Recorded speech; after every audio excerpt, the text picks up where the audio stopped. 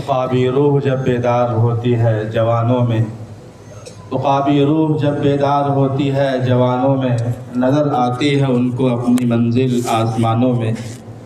نہیں تیرا نشیمن قصر سلطانی کے گنبد پر، نہیں تیرا نشیمن قصر سلطانی کے گنبد پر، تو شاہی ہے بسیرا کر پہاڑوں کی چٹانوں میں۔ نہیں ہے نا امید اقبال اپنی کشتی ویراں سے، نہیں ہے نا امید اقبال اپنی کشتی ویراں سے، ذرا نم ہو تو یہ مٹی بہت زرخیز ہے ساقی۔ محترم سامعین، عزیز طلبہ، ابھی آپ حافظ محمد حذیف الدین ول محمد سمیع الدین کی تقریر سماعت کر رہے تھے۔ موصوف بڑے ہی اچھے انداز میں اپنی تقریر پیش کیے۔ ایسے کئی طلبہ ہیں جو تقریر کرنے کے منتظر ہیں۔ ہمارے پاس ایک لمبی فہرست ہے مقررین کی، جیسا کہ میں نے ابتداً بتایا کہ طبقہ اولیاء کے اندر 26 طلبہ نے حصہ لیا، اور 26 کے 26 طلبہ تقریر کرنے کے لیے مکمل تیار ہیں۔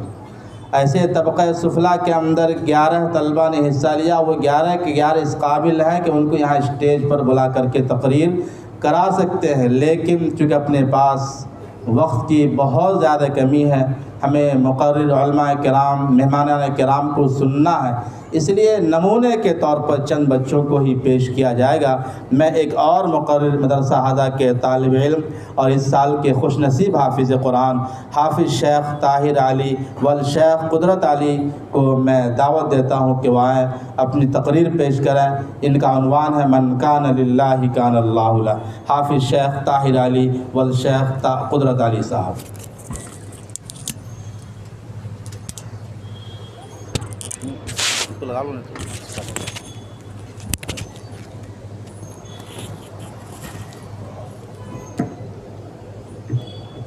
السلام علیکم ورحمۃ اللہ وبرکاتہ۔ نحمده ونصلی علی رسوله الکریم، اما بعد، اعوذ باللہ من الشیطان الرجیم، بسم اللہ الرحمن الرحیم، ولا تہنوا ولا تحزنوا وانتم الاعلون ان کنتم مؤمنین، صدق اللہ العظیم۔ خرد نے کہہ بھی دیا لا الہ تو کیا حاصل، خرد نے کہہ بھی دیا لا الہ تو کیا حاصل، دل و نگاہ مسلمان نہیں تو کچھ بھی نہیں۔ محترم اساتذہ کرام، عزیز دوستو اور سامعین کرام، اللہ تبارک و تعالیٰ نے قرآن کریم میں مسلمانوں کی سربلندی و برتری کی ایک تدبیر بتلائی ہے۔ بڑے پروتوق لہجے اور ببانگ دول ڈنکے کی چوٹ اعلان کر دیا ہے کہ اے مسلمانوں، تم ہی اس دنیا کے مالک ہو، دنیا کی تمام چیزیں تمہارے لیے ہیں، چرند پرند تمہاری اطاعت کر سکتے ہیں، لیکن اس کے لیے شرط لگائی ہے وَأَنْتُمُ الْأَعْلَوْنَ إِن كُنْتُم مُؤْمِنِينَ، فرمایا تم ہی سربلند ہو بشرطے کہ تم مومن کامل ہو، ایمان کی حلاوت و چاشنی تمہارے اندر موجود ہو، یقین کامل کی دولت سے تم مالا مال ہو۔ محترم حضرات، اللہ تبارک و تعالیٰ نے اس مختصر سے جملے اور اس چھوٹی سی آیت میں حقیقت کا انکشاف کیا ہے، آنکھیں کھول دی ہے، صاف طور پہ فرما دیا ہے کہ اے مسلمانوں، تمہیں گھبرانے کی ضرورت نہیں، کوئی خوف محسوس نہ کرو، وہ دنیا کی کوئی بھی چیز، کوئی بھی طاقت تمہارا کچھ نہیں بگاڑ سکتی۔ شیر تم سے ڈر سکتے ہیں، چیتے تم سے کپ کپا سکتے ہیں، لیکن اس کے لیے شرط لگائی ہے اگر ایمان و ایقان کی باد بہاری نے تمہارے قلوب میں گلشن پیدا کر دیا ہو۔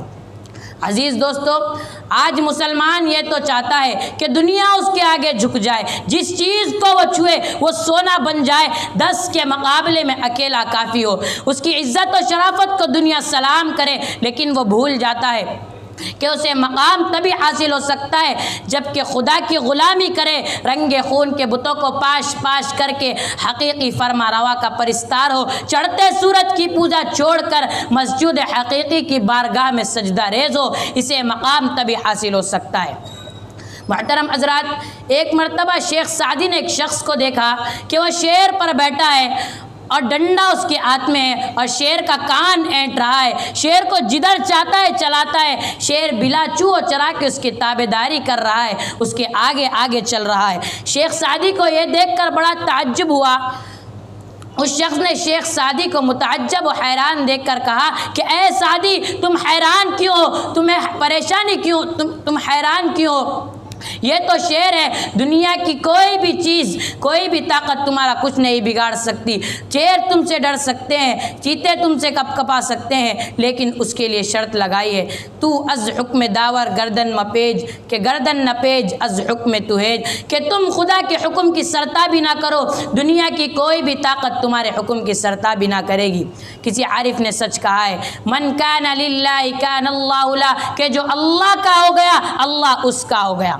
لیکن دوستو آج مسلمان یہ تو چاہتا ہے، آج مسلمانوں کی یہ حالت ہو چکی ہے کہ وہ ایمان سے کوسوں دور، حقیقت و معرفت کا اس کے پاس کوئی نام و نشان نہیں، نہ اس کا کوئی مقام ہے، نہ منصب و ٹھکانہ، وہ در در کی ٹھوکریں کھاتا پھر رہا ہے۔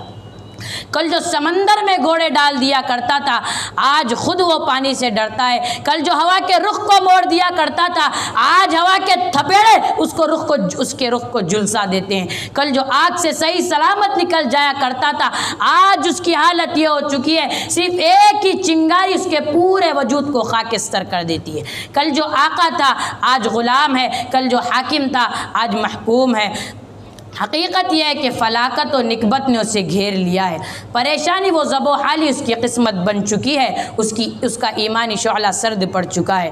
مولانا حالی نے درد بھرے انداز میں اس کا رونا رویا ہے کہ گھٹا سر پہ ادبار کی چھا رہی ہے، فلاکت سما اپنا دکھلا رہی ہے، نحوست پسو پیش منڈلا رہی ہے، چپو راست سے یہ صدا آ رہی ہے کہ کل کون تھے آج کیا ہو گئے تم، کہ کل کون تھے آج کیا ہو گئے تم، ابھی جاگتے تھے ابھی سو گئے تم۔